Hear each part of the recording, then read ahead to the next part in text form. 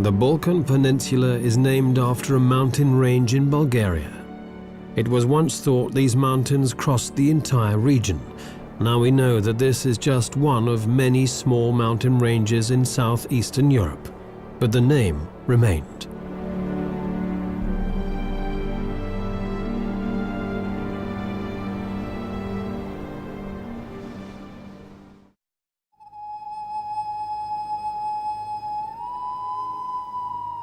Dumitor lies in the north of Montenegro. Thick primeval forests cling to its mountain slopes above sheer rock faces and gorges. It's such remote and wild country that it still remains almost inaccessible for human settlers. Nature not only survives, but actually thrives.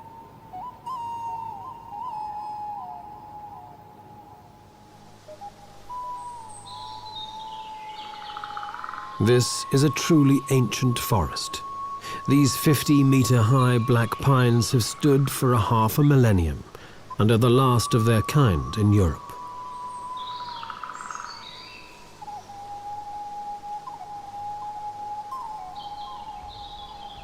These secluded mountainous regions have guarded nature since before records were kept. The ancient forests still provide a safe haven for creatures that have virtually disappeared from the rest of Europe. Wolves still roam throughout the Dumitor Mountains, and their howl is a primal call of the wild.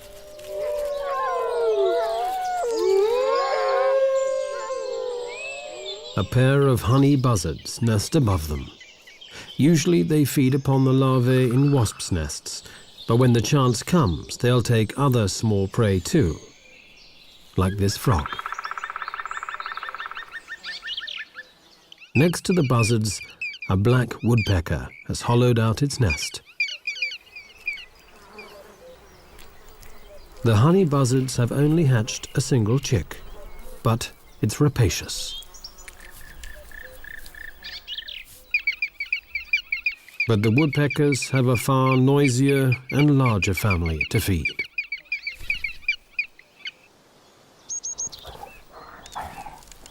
These mountains still remain as a home for the brown bear. It's late in autumn and this bear is putting on as much fat as possible before finding a cave to hibernate in and survive the harsh winter of the Balkans. Another animal that survives in the wilderness of Dumitor is the lynx. Shy and wary, the lynx silently moves and hunts in these forests, but now they are few and far between. Probably only around 100 Balkan lynx remain. Those few humans who do live here give the bear a nickname, Medved, the honey eater. And it's a suitable name, for its fat belly is almost entirely the result of honey plundered from many beehives. Bears seldom, if ever, leave the protection of these forests that cling precariously to the more gentle mountain slopes, but then abruptly end.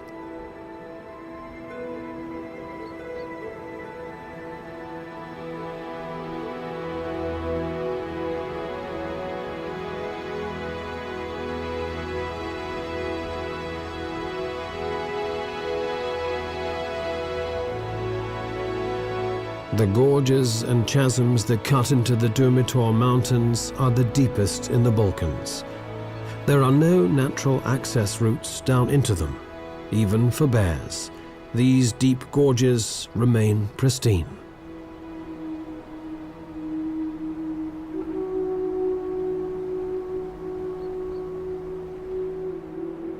The greatest of them all is the Tara Canyon, a spectacular example of the raw power of nature.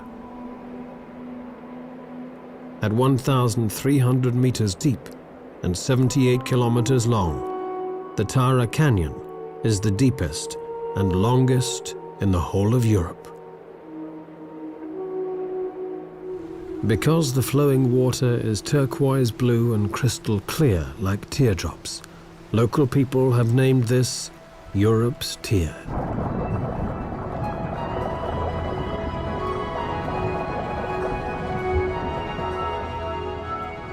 swimmers like the European otter are able to get to the bottom of the canyon.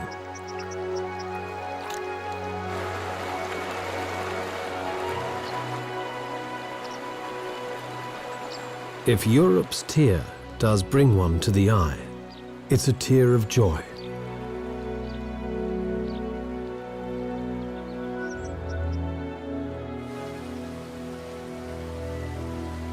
Dumitor's status as a national park has given the canyon protection. However, responsible eco-tourism is being encouraged. The Austrian Development Cooperation is helping Montenegro to build hiking paths into the Tara Canyon and hostels to make this unique natural heritage accessible to limited tourism.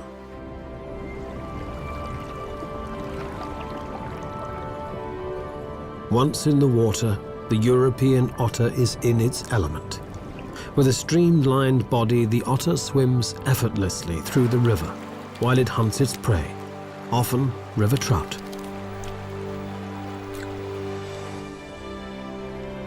The River Tara project will prove that it is possible to combine wilderness with responsible ecotourism, and the benefits will flow on through to an often impoverished rural population.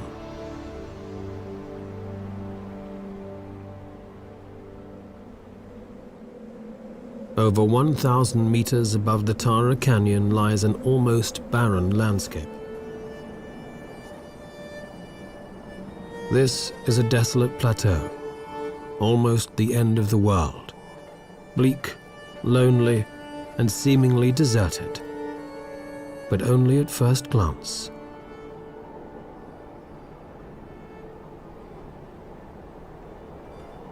People still live here, forgotten by time and isolated by their environment, but yet very much a part of it.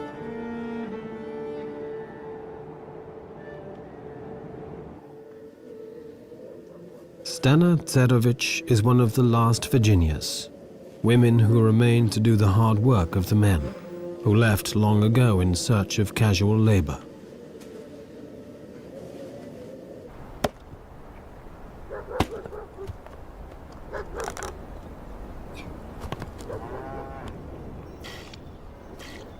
Stana remained with the farm and the animals and the daily struggle to survive.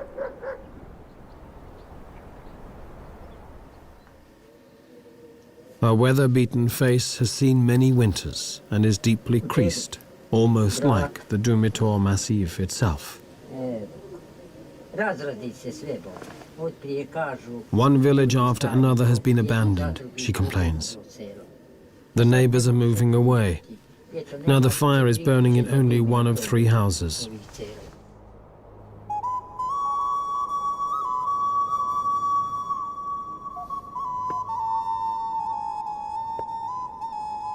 Stana has always lived here in Dumitor.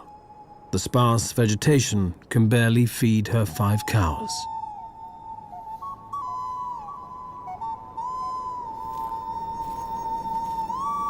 Everywhere she goes, she always carries a weapon. But just who gave her the old rifle remains her secret. And why does she carry it? To keep the wolves at bay. There are only a few people left around here, she says, and then adds, it is difficult to live up here. She keeps a wary eye on her surroundings. Experience has made her vigilant.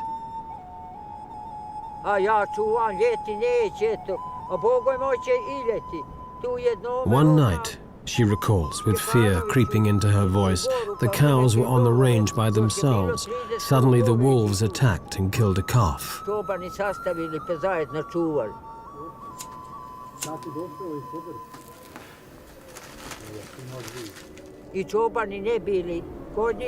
The wolves took the calf by the throat and would not let go even when she tried to chase them away. They were not afraid of us humans, she continues. The older cows tried to protect the calf, but the wolves simply tore it apart until there was nothing but blood and a few bones. It was a whole pack of wolves, she says. And when they had finished, nothing was left behind.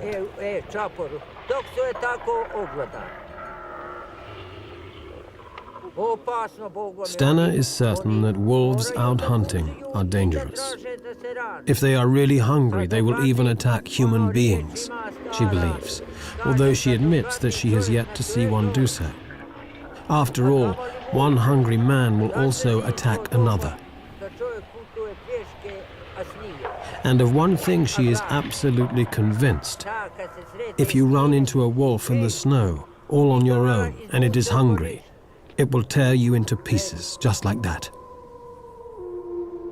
Although there has never been a single record of a wolf ever attacking a human here, when people are frightened, they will weave stories around those fears, and it's too easy to turn wolves into murdering beasts.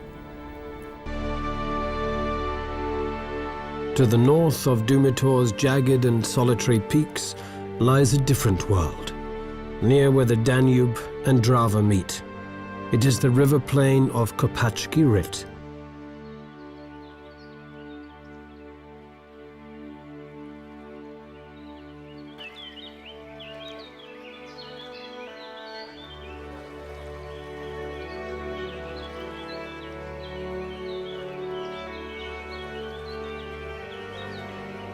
Kopacki Rit is in the east of Croatia.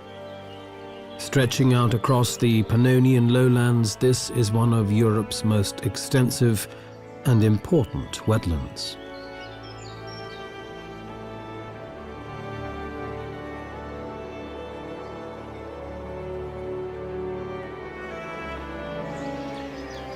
This is where one of the largest and oldest river forests to be found anywhere along the Danube grows. Over 260 different species of bird live here all year round, some of them in huge colonies.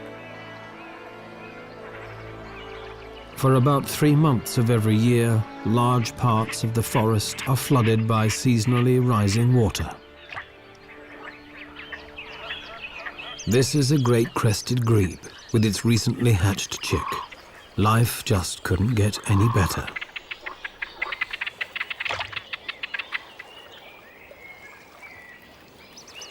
While sitting comfortably and securely on the back of one parent, the other feeds it a small fish. But against its wishes, the chick has to take a swim now and again.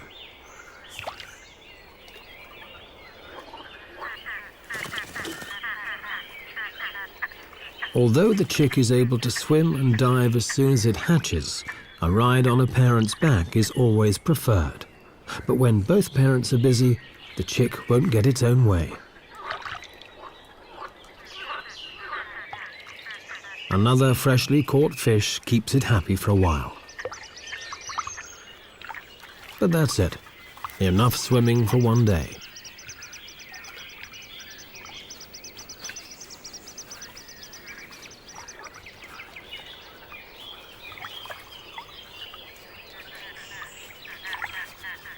Persistence will always win in the end. At last, the chick can snuggle down between its mother's wings once again.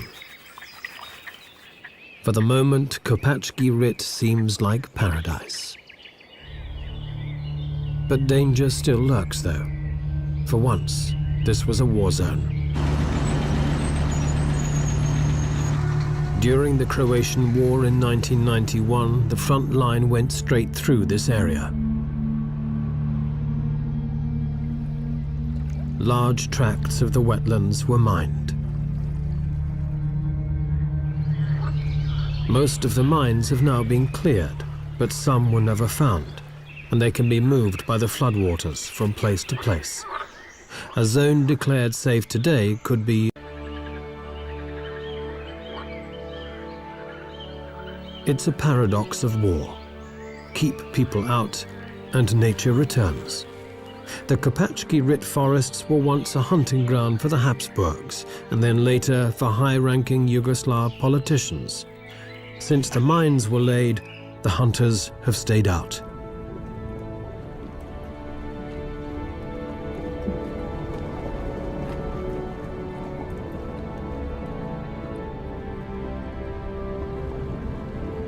And so, undisturbed by people or mines, all other life flourishes.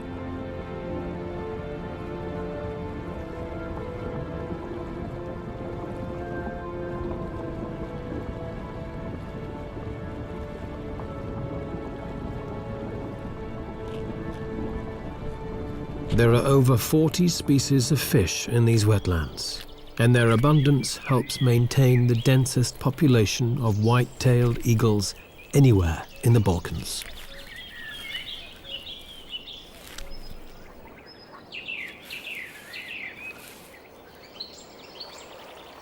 Few animals would dare to try and steal a white-tailed eagle's catch, but a wild boar is not just any animal.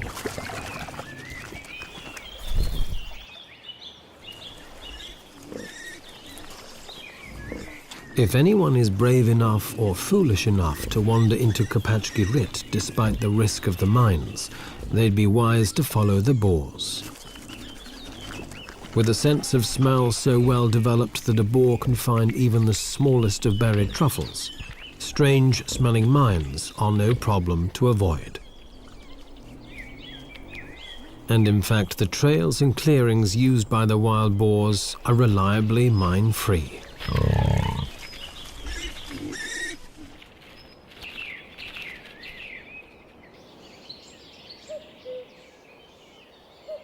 To the south of the wetlands of Kopachki are the barren and windswept tablelands of Tikvesh.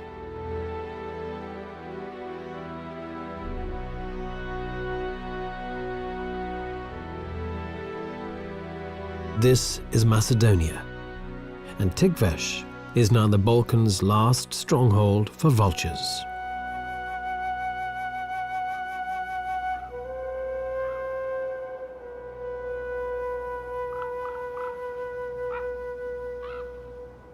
Situated near the border between Macedonia and Greece, these mountainous tablelands are inhospitable, desolate, and almost uninhabited.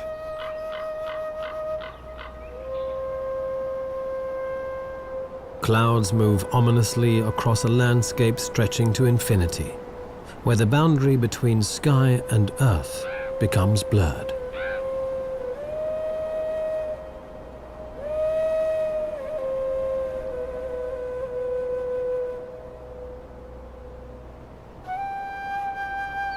Few animals fit the image of this bleak landscape better than these.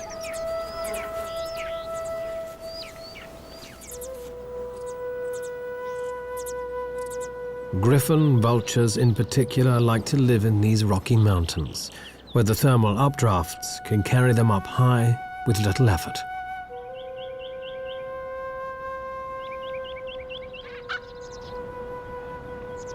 They rise in small groups until they reach about 1,000 meters, and then they circle, scanning an area of several hundreds of square kilometers until they spot a carcass.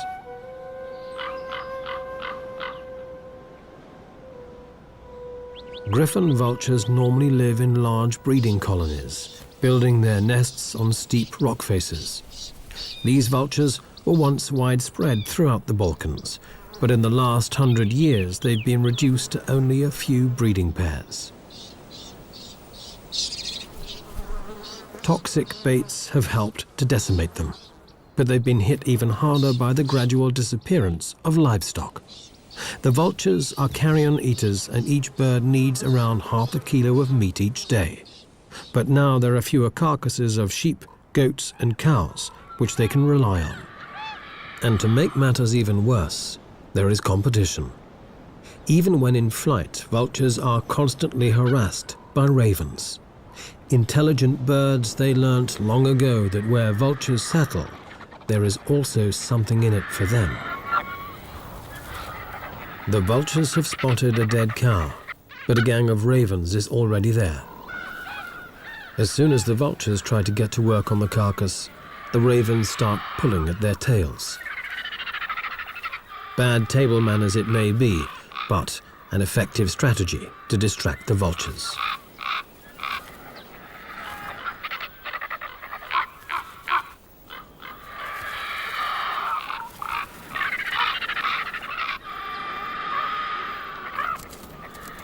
And then, to make matters worse, a wolf turns up. The vultures have had enough, but the ravens hang around.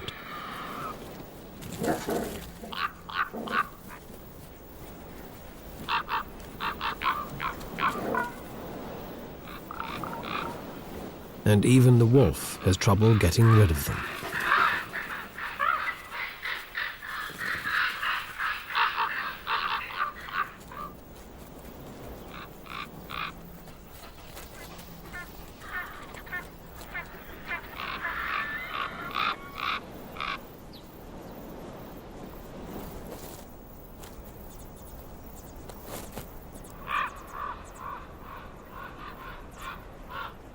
This desolate plateau is the last stronghold for the griffon vulture in the Balkans. Numbers have dropped, and in the hope that the population will recover, the birds are now fed on a regular basis.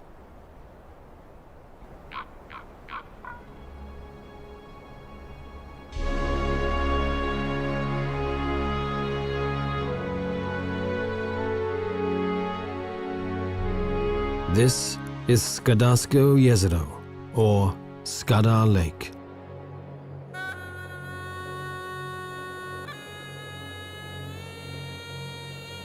With its 50 islands, Skadar Lake between Montenegro and Albania actually looks more like a vast river system.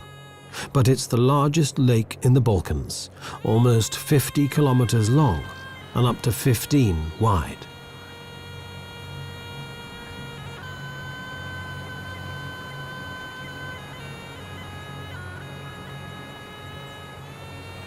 Depending on the season, water levels can fluctuate by up to 5 meters. In ancient Greece, there was a saying, Panta rei. Everything changes. Nothing stands still. Only change is constant.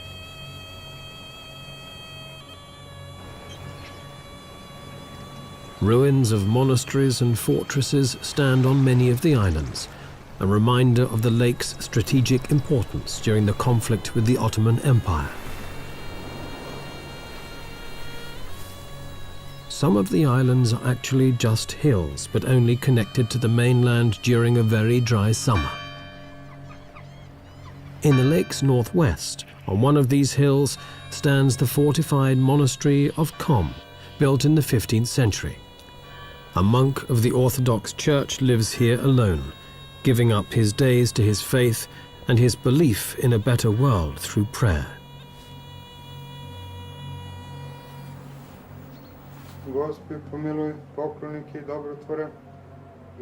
His day is structured around an ancient ritual.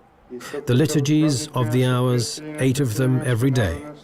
He believes that the ceaseless prayers join together to become a force for good, to help create a better world. In early summer, the sound of prayer is broken by the calls of thousands of birds.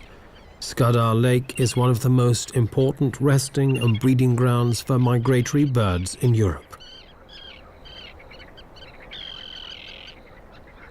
The part of the lake belonging to Montenegro has been a national park since 1983, and the Albanian part was declared a park in 2005.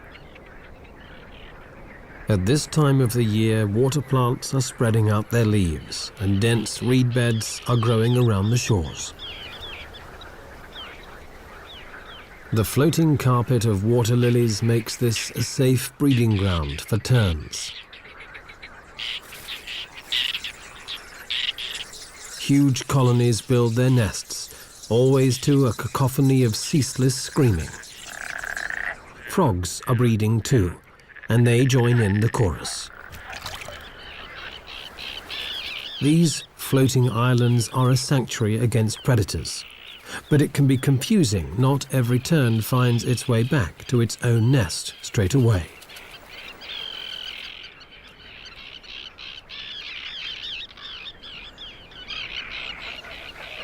Larger waterfowl prefer to build their nests in the reed beds that fringe the lake, while thousands of cormorants use dead trees for their nests. Watching young cormorants feed is a salutary lesson. The youngsters poke their heads far into their parents' gullet in their haste to get their regurgitated fish. It's a miracle that they don't puncture their parents' throats. Other species breed in mixed colonies, like the elegant little egret and the spoonbill. Beneath them, a black-crowned night heron stalks amidst the reeds, while a squacco heron settles down to brood. Collective breeding is a strategy which gives a greater degree of security for all, as there are many vigilant eyes on the lookout for nest robbers, and the chicks are well hidden between the reeds. Skadar Lake at the west of the Balkans is a paradise for birds, even if there are no elves. On the eastern borders, there is a vastly different land, one with a mosaic of colourful fields, some planted, some not. This region is called Dobrucha, with its steppe grasslands in the northeastern tip of the Balkan Peninsula, between the Danube and the Black Sea. Only a few subsistence farmers live here. Fertile fields and fallow ground lie side by side, making the country resemble a quilt. Fertility and barrenness alongside each other. In May, the wild poppies and cornflowers sprinkle the cornfields with vivid colors. They thrive because here the farmers use little fertilizer and never spray their fields with pesticides. The plow is still horse-drawn, as it has been for centuries. In Dobrucha, many ethnic people, Bulgarians, Romanians, Russians, Tatars, and Armenians live side by side.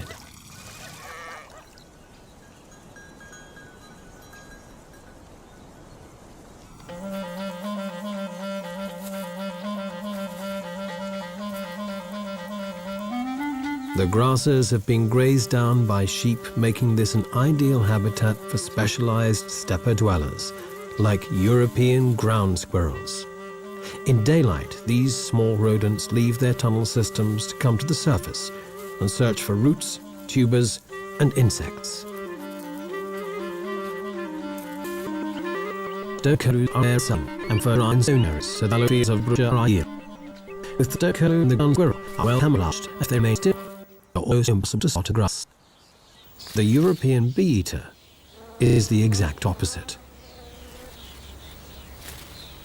These gaudy cave breeders flaunt themselves with their colorful plumage. Whether flamboyant and colorful like the bee-eater, or drab and inconspicuous like the curlew and squirrel, they all have something in common. They all require the same habitat: fallow, uncultivated land. Bee-eaters dig their nests into vertical cliff faces, but now so many riverbanks are reinforced, the birds must use gravel pits or abandoned agricultural land instead. But it's no great loss, since the bees and wasps the birds catch in flight are found all over the place.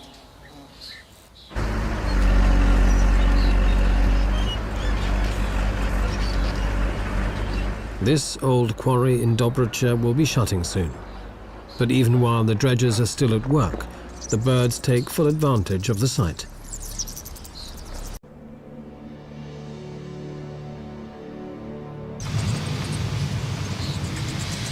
And this year they are joined by thousands of rosy starlings, which suddenly appear and also move into the quarry. This is fairly unusual, for rosy starlings come from India. They spend the winter on the subcontinent, then in summer they normally migrate to the Mongolian and Kazakh steppes. But this year, some traveled west, probably following insect swarms until they ended up in the Balkans, in this stone quarry in Dobrucha.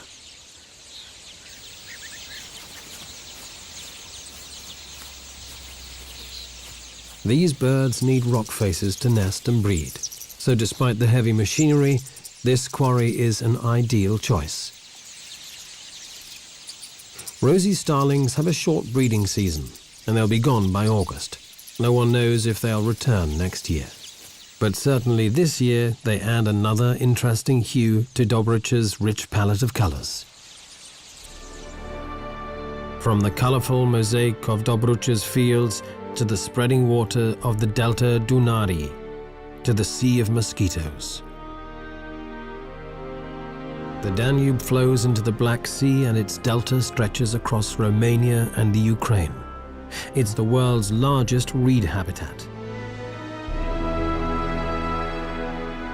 These wetlands are home to 1,000 different plants and over 4,000 animal species. The best known of the birds is the pelican. Its huge pouched bill makes it instantly recognizable anywhere in the world.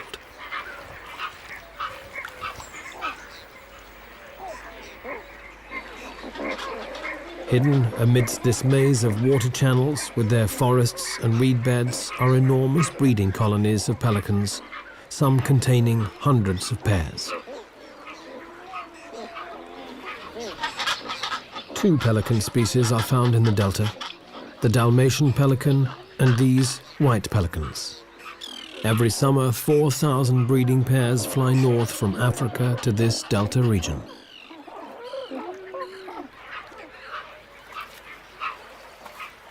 Pelican nests are untidy, and chicks depend on their parents for 14 weeks, a long time for a bird.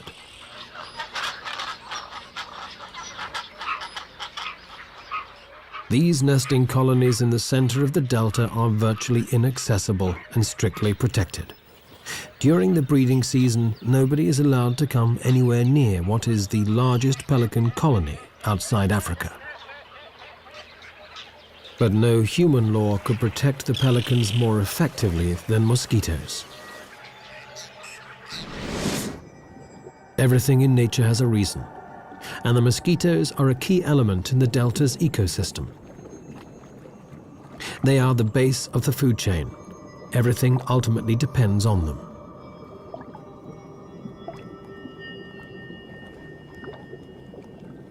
The biomass of mosquitoes in the Danube Delta is quite awe-inspiring.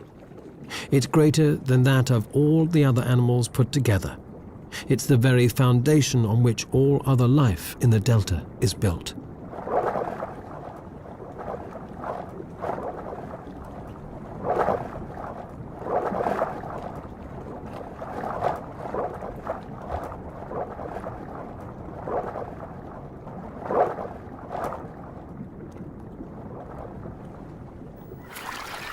The Danube may well be Europe's most famous bird paradise, and Aleš Toman, a biologist, has spent more than 12 years here, but he's not looking for birds.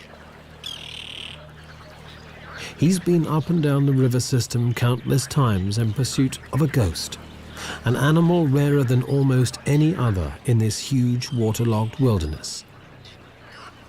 Finding it is never easy, especially when there is water on all sides.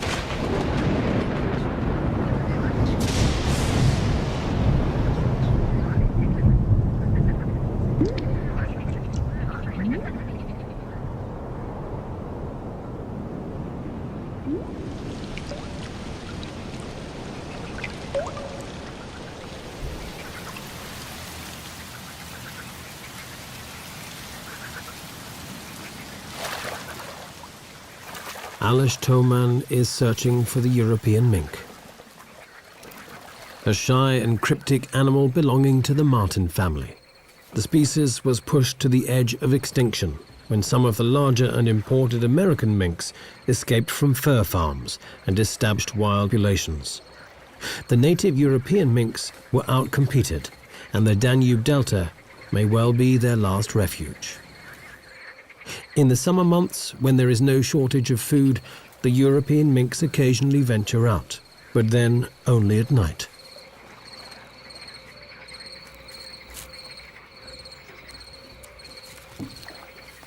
Caught briefly in the spotlight, this animal could be a mink. But was it a European mink, or just a marten?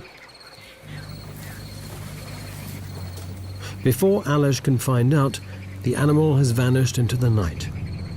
This happens so frequently that it calls for a radical change in tactics.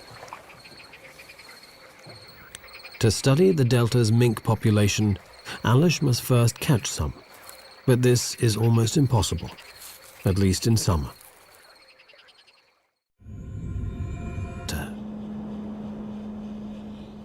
The lakes are frozen. Life seems to have come to a standstill. But only at first glance. Migratory birds from the Arctic have arrived to spend the winter here. The cold is far less intense than above the Arctic Circle, and crucially, the birds are able to find enough food here.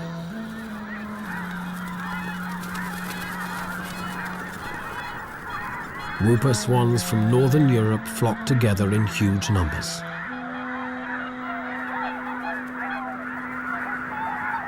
And when 60,000 red-breasted geese take off as one, the sky turns dark.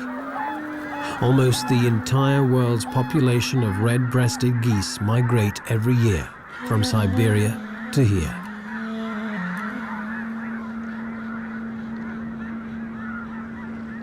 Human beings are the rarest species in the Danube Delta.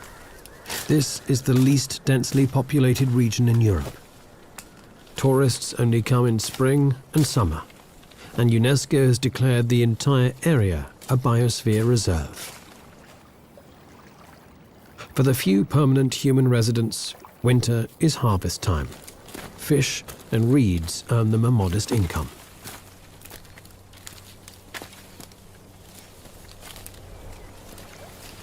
In winter, the fishermen are allowed large catches, but from spring onwards, a rigorous quota is strictly enforced to protect the breeding stocks. Humans are not the only ones to discover that reeds can be used in many different ways. For the harvest mouse, the reeds provide both nesting material and food.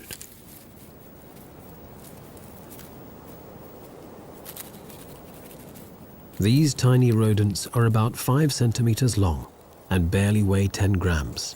But it's an ideal size when you have to move up, down, and across reed stalks all day long.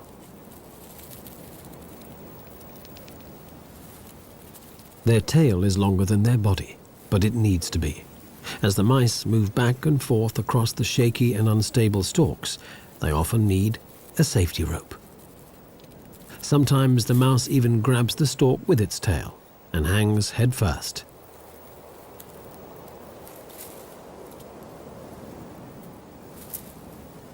Cute as they may be, harvest mice have many predators. Birds of prey, foxes, snakes, even fish. And the shy and cryptic European minks also have them on their menu. Alish Toman's search continues. In winter months, the mink must also hunt by day, and this makes it far easier to try and observe and even catch them.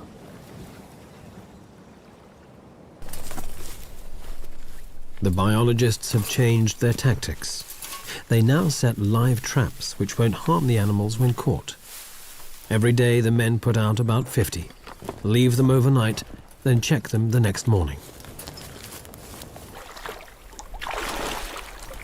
One trap's got something, but not what they want. Ah, it's red only. Next time. Okay.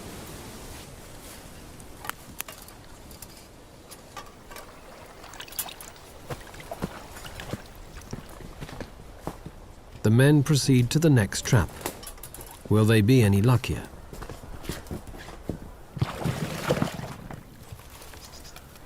No. Another dud. Days and weeks pass by without success.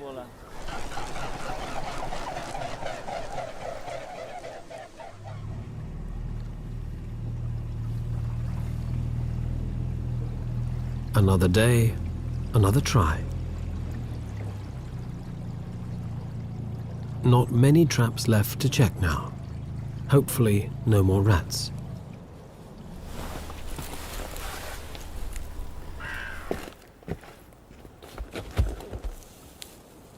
Ah, Titi, come. Mink. Excellent. Titi, look, we have mink. And then at last, a mink. Alish Toman has a broad smile all over his face. The captured mink probably isn't so happy. Since the 1950s, the European mink has been losing the battle to its far hardier American namesake. Added pressure from hunting and destruction of its habitat pushed the European mink to the brink of extinction. Now the last remaining populations live in Spain and the Baltic. But the Americans haven't conquered the Danube Delta yet. The mink is checked for health and condition, and loses a few hairs for genetic testing. It makes its displeasure very plain. Alish Toman is convinced the data he is gathering will prove that the only surviving healthy and stable population of the European mink is here, in the delta of the Danube.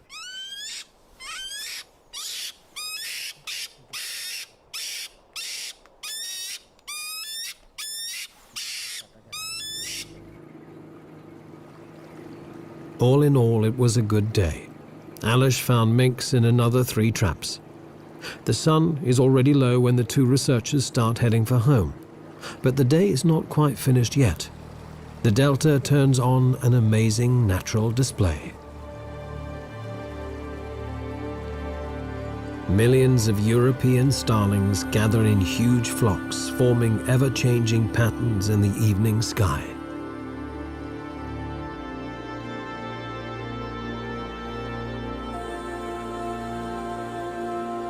The flock hangs in the air like a swarm of midges, then shifts and changes.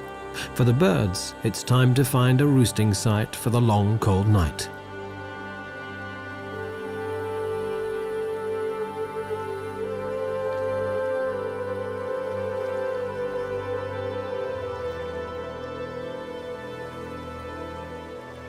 Starlings are masters of coordination in the air. No matter how many or how small the space between, the birds never crash into each other.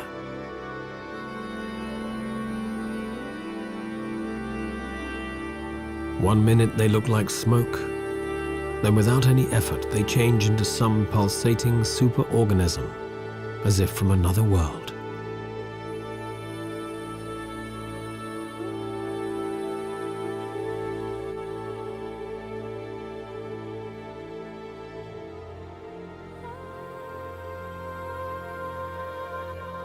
Despite its reputation, the Balkans is not the land of doom and shadow. Instead, it is a magical and beautiful place, always changing, just like the flocks of starlings in the evening sky. The Balkans may still be coming to terms with its recent history of conflict, but it has always been a place where people and their diverse cultures have lived. A place where much of nature is still unspoilt. The wild Balkans are still largely unknown, their treasures so close, and yet still so far away.